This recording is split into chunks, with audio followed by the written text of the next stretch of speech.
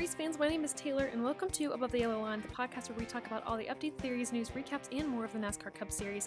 This episode is a race recap of the Instacart 500 that took place now, I guess last weekend since it's Monday, at Phoenix Raceway. This track is all about track position and being mistake-free because mistakes will cost you the race, as we saw this weekend. I want to mention first, audio might be a little iffy. I'm very sorry. I'm not in my normal setup, so if something happens with the audio, I apologize right away. Let's jump into the Xfinity race before we get into the Cup race. I have to congratulate Austin Cindric on winning his second Xfinity race of the season during an overtime on Saturday, while NASCAR Cup drivers Daniel Suarez and Joey Logano narrated very well in the booth. They did a very nice job. It's always super fun for me to see the Cup drivers dressed up in their suits and not in the fire suits, and having insight in the booth during the Truck and Xfinity races. This race, the Xfinity one, had over 10 cautions and had lots of heartbreaking moments for drivers like Noah Gragson, who didn't finish yet another race, producing his third DNF of the season after something went wrong with his car on the race start, like an engine failure. And more heartbreaks came from his whole team as a whole, Junior Motorsports and other teams like Joe Gibbs Racing, who had pretty rough days. Heck, Junior Motorsports has had more than a rough day. They've had a rough season. It's not good to see. It's not what I want to see. Our driver Josh Berry is credited with, in my opinion, the most iconic moment of this race after being put into the wall by Santino Ferrucci. I'm pretty sure Berry took a look at Chase Elliott's post-wreck etiquette playbook from last year's race at Darlington, and Berry flipped Ferrucci the double bird, showing his displeasure toward the situation. Good and bad moments from that race. Something good, in my opinion, came out of this race besides Cindric's win is Ty Gibbs, who won a few weeks back his first victory in the Xfinity Series, finished second in this race, so I believe another congratulations is in order to that driver as well, making his second start in the Xfinity Series and finishing second. That's very impressive. But congratulations aside, now let's jump into the Instacart 500 and line up the field, showing you the starting lineup of this race and the finishing positions of the drivers as a part of the new format I'm doing. As I showed last podcast, this is an updated lineup with Brad Keselowski leading the pack, and Larson, your Vegas winner, would be right beside him, except he was sent to the rear of the field along with his other teammates, William Byron, for failing pre-race inspection twice. Very notable here because these are the two Hendrick drivers that have won so far this season, so my theory is that the company tried to push the boundaries a little bit for these two as kind of guinea pigs to see what they could do with the other cars of Elliott and Bowman, giving them a chance maybe to have a different setup, but unfortunately it didn't work out this time. But once you lock into the playoffs, maintaining points is key, but it also gives you the freedom to play around with your racing a bit and allows you to also play around with the car setup and see how much you can push the boundaries of your car to get an edge out on the field. I thought this was the case right before the race, but then Chase Elliott was sent to the rear of the field for unimproved adjustments. So I'm not sure if that theory still holds. I'm pretty sure it does. I just don't know, what the unimproved adjustments were exactly. So Hendrick Motorsports can do so well, but always have to beat odds that they place before them. It's usually not. Sometimes it's just bad luck on the track, and sometimes it's odds that they're doing. So hoping they can figure that out eventually. I reminded myself, though, that Chase started at the championship race at the rear of the field at Phoenix, and he won. So with that in mind, I panicked a little less. But not what I wanted today for that team. Larson especially, who I thought was going to win this race. If you remember last podcast, he was my race pick. Other drivers to the rear were Cody Ware for failing inspection twice, Quinn Houff for unimproved adjustments, and Garrett Smithley, because if you remember from the pre-race podcast, he was not on the roster for this weekend until now, so he has to start in the back of the field for a driver switch. I'll note post-race finds and issues from the race in the next podcast, but now onto the exciting stuff, how the drivers finished. With 22 lead changes this race, Martin Truex Jr. came out on top and was your winner of the Instacart 500, someone who I should have had on my radar, but I just didn't. He has had an up-and-down season so far, mildly up and down, not as rocky as other drivers, but mostly good. He had a great car Sunday during the long runs and was dominant when he had to be. Not the entire race, but when it mattered, he came to life. This is his first win since Martinsville in 2020 in June. That was his only race won last year after a 7-win season in 2019 as part of, if you remember the storyline, the Big Three with Kevin Harvick and Kyle Busch. So congrats to him, and you'll also see so far there has been no repeat winner. There has been 5 winners in 5 races. Pretty impressive for the season. I honestly think if we're looking at the playoff round of 16, I'm thinking we're going to get close to 16 different winners this season. Probably, I don't think we're going to hit that, but it's going to be close. It's going to be really close.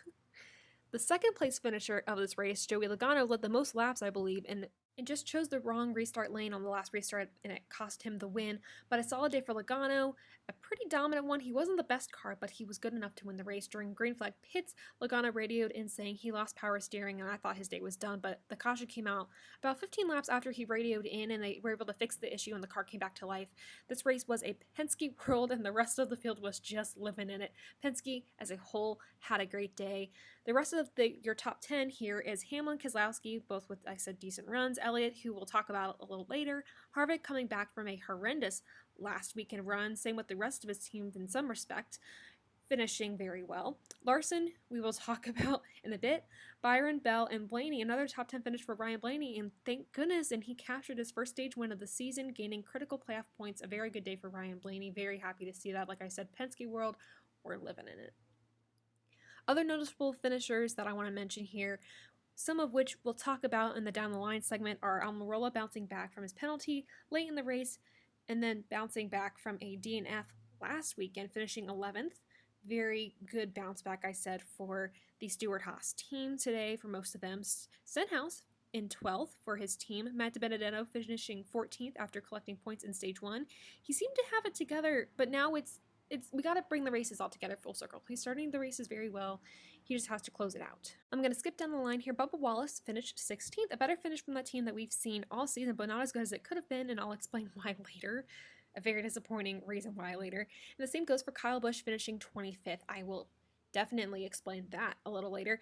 I'd like to note too that stage 1 and 2 results, and looking at how they compare to the winning results, with the exception of 2 drivers, I believe, are exactly the same. The top 10 remain the same during this race, and I equate that to the vast inability to pass at this track, something also that I will talk about.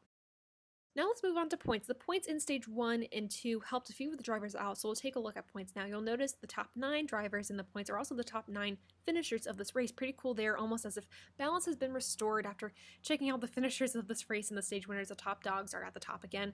So Martin Truex Jr. is locked into the playoffs with Medal, Bell, Byron, Larson, 2 JGR guys, 2 Hendrick Motorsports guys, and 1 front row. I'm looking at these top 9, no surprise to me, but I have to draw attention to this. The JTG drivers are in the top 16 in points. That's pretty impressive from that team. Stenhouse obviously had a good day. Priest had a good few races. He didn't do so hot today, kind of finished where you'd expect him to. But they're in that top 16 in points. I'm not sure if it's going to stay that way, but for now that is very impressive from that team. Now, knowing how the drivers ended the race, let's break down the race and some more of the finishes down as I go down the line with my top 8 moments of the night. Moment number 1, I'm calling the Bowman sandwich. You'll understand why in a second. Alex Bowman has consistently been the Hendrick Motorsports car out of the picture during these stage wins and top 10 finishes. He has just not had the year his teammates have had, and to me that comes down to a lot of bad luck for the most part.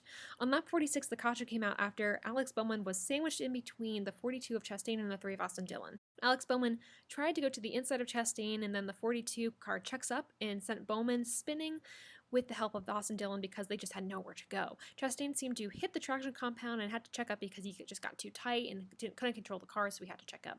A similar instance happened later in the race with Chastain again and Kyle Busch, minus the sandwich situation. This caution brought cars to pit road where Austin Dillon would get a speeding penalty, ending a chance at a pretty decent finish, top 15 finish for him in my opinion. And he's not the only driver to receive a penalty, which I'm saying this all the time, but I will talk about later because it is a big moment from the race. This incident really killed Alex Bowman's vibe, though he was able to regain positions up to the 10th position, but he never got anywhere close to his teammates inside the top 10. Moment number 2, dump and run. Anthony Alfredo versus Cody Ware rage. 2 cars also caught up in notable incidents were those of Alfredo and Ware, and when Ware hooked Alfredo into the wall for literally no reasons besides, I think, tension between the two. I don't know what the tension was. It really wasn't explained in depth. Ware just said over the radio he got into it with a lapped car. Not sure what that means, which I don't think was the case there. A little oops from Ware. Nothing wrong with his car, just something with his attitude, but who knows. Another incident I want to talk about, kind of a dump and run, was from Bubba Wallace and Cole Custer. Basically, I want to say Bubba Wallace shoved Custer in the wall in the final 20-ish laps of the race. Custer tried to squeeze his car in between the 23 and 17 of Buescher and Bubba just said no way. In my eye, dumped him, maybe out of frustration, desperation to gain back track position after a call I'll discuss in a minute, but Also, one moment I'm not sure. Both of these moments I'm not really sure what actually went down. I don't know if it was just a traction compound, not quite sure. But noticeable incidences because the Cole, at least the Alfredo and Ware took both cars out of the race, and the one with Bubba and Custer had Custer having a pretty rough finish after a decent day. Moment 3, calling not today. Issues aside, let's discuss some of the awesomer, moments of this race, including stage racing. At the close of stage 2, the final cars on the lead lap, Suarez and Chastain fought incredibly hard to remain on the lead lap. This moment is in my list because it shows how hard these guys are willing to fight for track position, and which is vital at tracks like Phoenix. Chastain had the spot pretty much, but in the last second, Suarez takes the charge to edge out Logano and keeps his spot on the lead lap. Incredible racing by these two who said not today to going a lap down. Very impressive. Moment number 4, restarts. No fancy name for it, just restarts. Another awesome moment from this race had to do with all the stage openings, restarts, all those things. I'll just show a montage here of all the fantastic racing we saw at the beginning of these stages. The first one with Keselowski basically on the exit of pit road. I had no clue that the cars could go that low, but Keselowski proved otherwise. It's so cool how the cars are able to take it so far down on the apron, and then it funnels them back into the exit of turn 1, and you have no clue where everyone's going to stack up, and it causes a little tension because you don't know if the cars are going to stack up well, if there's going to be incidences. Very cool. And then on the start of the final stage at the same time, the 20 car, the 5 car, and the 22 were almost taken sideways by guys behind them with crazy pushes on the restart, something else that almost caused a lot of chaos and panic, especially Logano leading the race, almost going sideways. I thought he was going to wreck out from having a fantastic day. That was super cool to see. The restarts made for entertaining races and were my favorite parts of the race.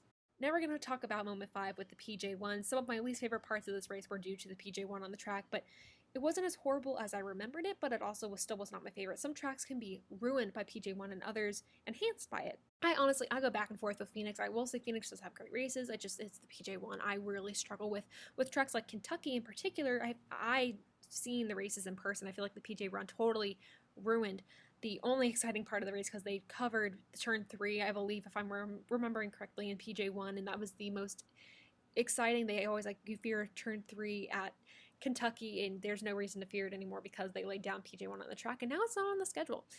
So it can ruin tracks, and I've seen that firsthand. I'm personally not a fan of it because it cannot be used for over half the race. It only can be used when the traction compound comes in, when there's enough heat on it, and when it's worked in. For those of you who don't know what PJ1 is, I'll explain it. I keep saying it, but I haven't explained it yet. It's a traction compound that they put on the track to create an extra groove for the cars to race on, where a groove otherwise will not be. The purpose of it is to turn one groove tracks into several grooved ones, so drivers have more places to race on, but it only works when the PJ1 is activated. And because the PJ1 glues your car to the track, you can't pass, which makes for pretty boring racing and makes passing almost impossible. I also saw that the PJ1, in effect, made it really hard for drivers to get around the track. I saw a lot of drivers end up into the wall, Kyle Busch being one of those drivers who got loose into the compound, same with Reddick, who smacked the wall and had a tire go down. As much as I like to point out how much the PJ1 hurt the drivers, it did help some drivers. Ryan Blaney pretty much won his stage racing on that line, and he won because he was on the outside line using the PJ1, and Logano was trapped on the inside line. So it can help some drivers, it can hurt others. On the restarts towards the end of the race, you wanted to start on the outside line because the compound started to break in, but before then you wouldn't dare touch it, making passing a bit limited, but not impossible. Let's move on to moment number 6, called Costly Calls. This is a moment where I shake my head. I don't know what went wrong. Bubba Wallace actually ran a great race today. He was breaking into the top 10 pretty consistently today without mechanical issues on the car, without the car slowing him down. We were able to see what he can really do. He was in line for a top 10 finish until his crew chief, Mike Wheeler, made a very interesting and very not good call, I guess, in my opinion, and I think the rest of the NASCAR community has the same thoughts. On the second to last caution of this race, Bubba's crew chief decided to have him stay out on the track against the rest of the lead lap cars who decided to pit. There's a game called Follow the Leader for a reason, especially in the racing world, though staying out would have given Bubba Wallace, and did give Bubba Wallace, a first position on the track. It might have looked nice, but logically it just did not make sense. The whole lead lap got new tires, and Bubba was sitting in the front with old ones.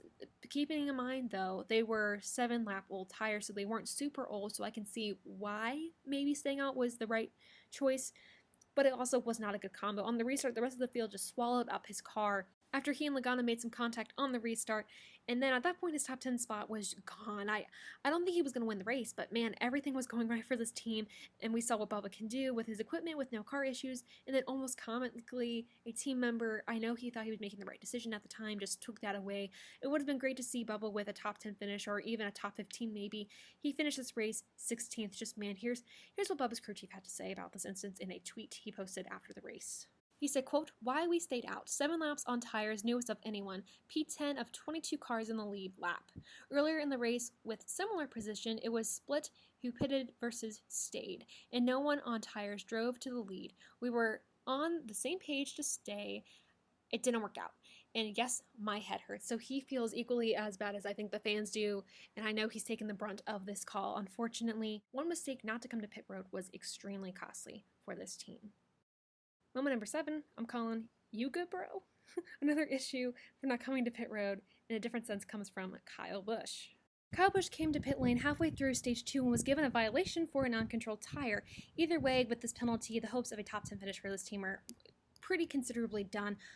Though Kyle Busch ran in the top 10 all day until that point. Other drivers with penalties at this point and even after were able to bounce back, but Kyle was not. And why? He didn't take the penalty immediately, and I have no clue why. And he continued to race even when the black flag was displayed to him. They almost stopped scoring his car, but then the driver came into pit lane.